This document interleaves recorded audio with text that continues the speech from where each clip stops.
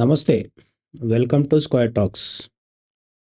మామూలుగా మనం చాలా రోజుల నుంచి అలవాటు పడ్డ ఒక ఎలక్ట్రానిక్ డివైస్ పేరేంటి అంటే టీవీ. అయితే తెలుగులో మనకు టీవీ కాకుండా ఇంకో పదం కూడా ఉంది. అదే టీవీ. అంటే రెండో ఠ అనమాట. రా రాసి దాంట్లో ఒక చుక్క పెడితే ఠ అవుతుంది టీవీ. టీవీ అంటే చాలా గ్రాండ్‌గా, గ్రేషియస్‌గా, గంభీరంగా ఉండడము అనే మీనింగ్‌లో మనం టీవీ అనే పదం వాడుతూ ఉంటాం. అయితే టీవీ రూపం మారింది, స్వరూపం మారింది. ఒకప్పుడు పెద్ద పెట్టెలాగా ఉండే టీవీ ఇప్పుడు గోడ మీదకెళ్ళిపోయింది. అయితే మామూలుగా మనుషులు ఎవరినైనా తీసుకుంటే, మనుషులు మామూలుగా తిరుగుతూ ఉన్నవాళ్ళు గోడ మీదకొచ్చారంటే, ఇక వాళ్ళు కాలం చేసినట్టు గోడ మీద ఫోటోగా మారిపోయారని చెప్తూ ఉంటాం మనం. నిజంగా ఇప్పుడు పరిస్థితి కూడా చూస్తుంటే ఇంతకాలం లివింగ్ రూమ్‌లో చాలా గంభీరంగా 70స్, 80స్‌లోనైతే ఒక ఇంట్లో టీవీ ఉండడం అంటే అదొక పెద్ద ప్రెస్టేజ్‌గా చాలా అంటే ఇంట్లో టీవీ ఉంది అంటే ఆ ఓనర్ టీవీగా కూర్చునేవాడు. అటువంటి పరిస్థితి ఉండేది. ఆ పరిస్థితి నుంచి ఇప్పుడు టీవీ లివింగ్ రూమ్‌లో గోడ మీదకొచ్చేసింది. మనకు గోడ టీవీలు ఎక్కువైపోయాయి. ఎల్ఈడీ టీవీలు ఇటువంటివి వచ్చేసాయి. టెక్నాలజీ పెరిగింది. టీవీ రూపం మారింది. టీవీని చూసే పద్ధతి కూడా మారింది. కానీ క్రమక్రమంగా టీవీ క్రేజ్ తగ్గిపోతుందా అనేది మాత్రం ఆలోచించాల్సిన విషయం. గోడ మీదకెక్కేసిన టీవీ నిజంగానే గోడ మీద ఫోటోలాగా ఇక గతంలో అంటే ఒక పాత జ్ఞాపకంగా మిగిలిపోబోతుందా అనేది ఆలోచించాల్సిన విషయం. ఎందుకిప్పుడు ఇది మాట్లాడుతున్నామంటే ప్రతి సంవత్సరం కూడా ఇంగ్లీష్ న్యూ ఇయర్ కొత్తది మొదలైన వెంటనే చాలామంది మాట్లాడుకునేదేంటంటే, సరే డిసెంబర్ 25న క్రిస్మస్ చర్చలుంటాయి. డిసెంబర్ 31 అండ్ జనవరి 1 రోజు న్యూ ఇయర్ సెలబ్రేషన్స్ ఉంటాయి. ఆ తర్వాత మేజర్‌గా జనాలు మాట్లాడుకునేదేంటంటే ఫిబ్రవరి, మార్చ్ ఆ టైంలో జరిగే ఆస్కార్స్ గురించి.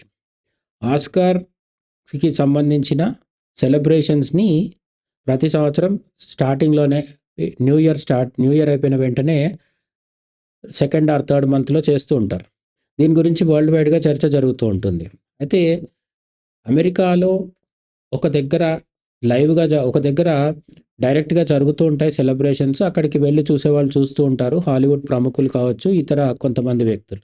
కానీ వరల్డ్ వైడ్‌గా ఇంతకాలం ఆస్కార్స్‌ని మనం అందరం ఎక్కడ చూస్తున్నాము అంటే టీవీల్లో చూస్తున్నాం.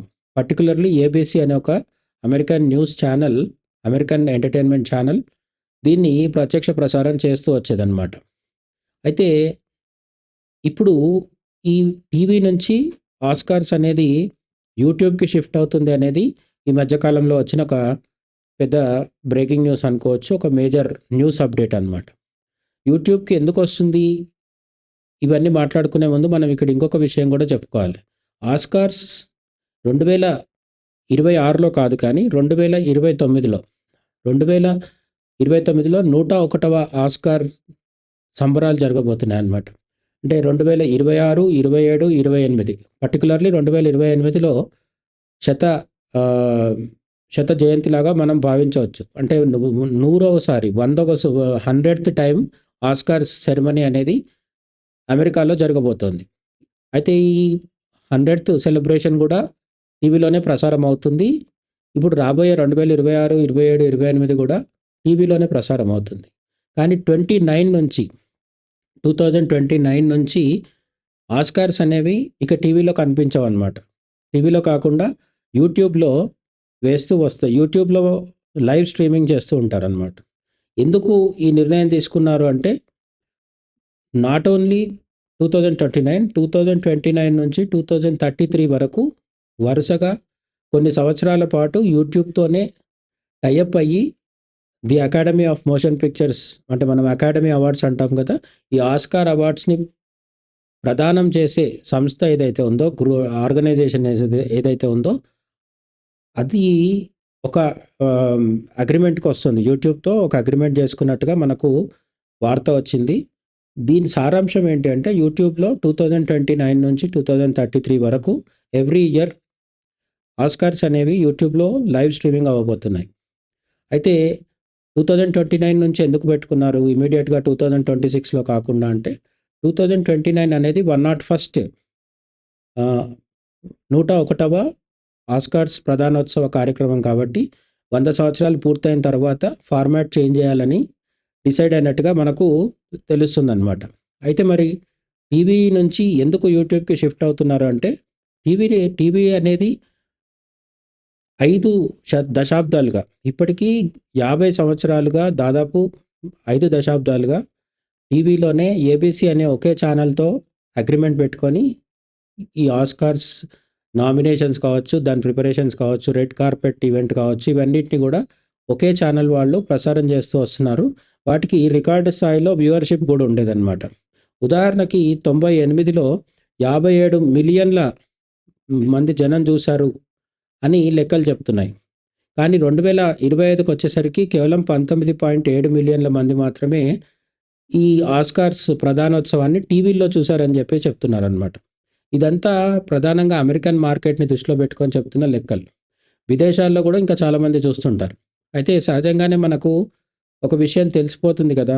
ఏబీసీ అనే ఒకానొక అమెరికన్ ఛానల్‌లో ఆస్కార్స్ వస్తే, ఆ ఛానల్ భారతదేశంలో కూడా వస్తుందా లేదా? ప్రసారం అవుతుందా లేదా? అనేది ఒక సమస్య. అలాగే ఆ ఛానల్ ప్రపంచంలో ఇంకా అనేక చిన్న చితక దేశాలుంటాయి. లేదంటే పెద్ద దేశాలుంటాయి. ఇప్పుడు రష్యా ఉంది. రష్యాలో ఈ అమెరికన్ ఛానల్ అలౌడా లేదా అనేది ఒక ఇంపార్టెంట్. ఈ విధంగా అనేక టెక్నికాలిటీస్ ఉంటాయి కాబట్టి, దీన్ని చూసే వాళ్ళ సంఖ్య క్రమక్రమంగా తగ్గుతుంది. రెండోది మనం ఇప్పుడు రోజు చెప్పుకుంటున్న జెన్‌జీ అని కావచ్చు, ఇటువంటి యంగ్ జనరేషన్స్ ఎవరైతే ఉన్నారో 2000 తర్వాత పుట్టిన వాళ్ళు కావచ్చు, ప్రస్తుతం కాలేజీల్లో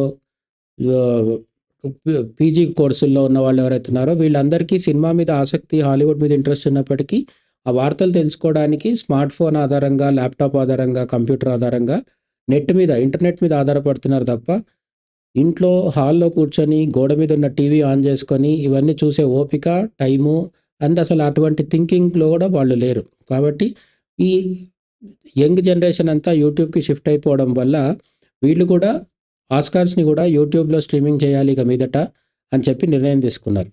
అంతేకాకుండా ఈ ఛానల్ ఎవరైతే ప్రసారం చేస్తున్నారో వాళ్ళకి యాడ్ రెవెన్యూ ఆస్కార్స్ ప్రసారం చేసినందువల్ల వచ్చే ఆ అడ్వర్టైజ్మెంట్స్ వల్ల వచ్చే యాడ్ రెవెన్యూ ఏదైతే ఉంటుందో అది కూడా క్రమక్రమంగా పడిపోతుండడం వల్ల యూట్యూబ్‌కి వెళ్తే బెటర్ అనేది అకాడమీ తీసుకున్న నిర్ణయం అనమాట. The academy of motion pictures వాళ్ళు తీసుకున్న నిర్ణయం. $100 మిలియన్ పే చేయాల్సి ఉంటుంది. అది ఈ ఛానల్ వల్ల అవ్వట్లేదు కాబట్టి 2026, 27, 28 అయిపోయిన తర్వాత 29 నుంచి యూట్యూబ్‌కి వస్తుంది. మొత్తంగా లెక్కలు చూసుకుంటే ఏంటంటే, ప్రస్తుతం అంటే 2025లో ప్రపంచవ్యాప్తంగా చూస్తున్న టీవీ ఆడియన్స్ ఎవరైతే ఉన్నారో వాళ్ళల్లో 13% మంది యూట్యూబ్ మీదే ఆధారపడుతున్నారు. ఇది ప్రపంచవ్యాప్తంగా అన్నప్పుడు చాలా పెద్ద సంఖ్య అవుతుంది. ఇప్పటికీ టీవీలు చూస్తున్నారు, ఛానల్స్ చూస్తున్నారు. కానీ రోజురోజుకి యూట్యూబ్ మీద ఆధారపడే ఆధారపడే వ్యూవర్స్ పెరిగిపోతున్నారు కాబట్టి, దీన్ని కూడా 100 ఇయర్స్ పూర్తయిన తర్వాత 101వ ఆస్కార్ ప్రధానోత్సవాన్ని యూట్యూబ్‌లో స్టార్ట్ చేయాలని చెప్పేసి వీళ్ళు నిర్ణయం తీసుకున్నారు. అయితే యూట్యూబ్‌కి వచ్చిన తర్వాత పరిస్థితి ఎట్లా ఉంటుంది అనేది మనం కొంతవరకు ఎక్స్‌పెక్ట్ చేయొచ్చు. ఇందులో పెద్ద సర్ప్రైజెస్ ఏమి ఉండవు. ఎందుకంటే ప్రపంచవ్యాప్తంగా కావచ్చు, అమెరికా దేశం లోపలైనా సరే ఇంకా ఎక్కువ మందికి అందుబాటులోకి వచ్చే అవకాశమే ఉంది. ఎందుకంటే యూట్యూబ్ అనేది ఫ్రీ టు ఎవ్రీబడీ. అందరికీ ఫ్రీగా అందుబాటులో ఉంటుంది. ఎవరైనా చూడొచ్చు కాబట్టి గతంలో కంటే ఆస్కార్స్‌కి వ్యూవర్‌షిప్ పెరుగుతుంది. అలాగే ఆస్కార్స్ అనేది ప్రపంచంలో నంబర్ 1 క్రేజ్ ఉన్న అవార్డ్స్ సెరమనీ కాబట్టి దానికి కూడా ప్లస్ అయ్యే అవకాశమే ఉంది. ఈ విధంగా ఆస్కార్స్‌కి, అటు యూట్యూబ్‌కి, చూసే ఆడియన్స్‌కి అందరికీ ఉపయోగకరం కాబట్టి ఈ నిర్ణయం తీసుకున్నారు. ఇప్పటికే ఎన్ఎఫ్ఎల్ నేషనల్ ఫుట్బాల్ లీగ్ అని అమెరికాలో దానికి చాలా క్రేజ్ ఉంటుంది. ఆ ఎన్ఎఫ్ఎల్ స్ట్రీమింగ్ ఆల్రెడీ యూట్యూబ్‌లో జరుగుతోంది కాబట్టి అదే ఫార్మాట్‌లో ఆస్కార్స్‌ని కూడా తీసుకురాబోతున్నారు. చూడాలి మరి 2029 తర్వాత 100 ఇయర్స్ పూర్తి చేసుకున్న ఆస్కార్స్ ఒక శతాబ్దం పూర్తి చేసుకొని మరో కొత్త శతాబ్దంలో అడుగుపెట్టినప్పుడు యూట్యూబ్ ద్వారా జనాల్లోకి అందుబాటులోకి వచ్చినప్పుడు దాన్ని ఎంతమంది చూస్తారు, ఎన్ని రికార్డు సంఖ్యలో ఎంత వ్యూస్ వస్తాయనేది మళ్ళీ అప్పుడు మాట్లాడుకోవాలి. Thank you.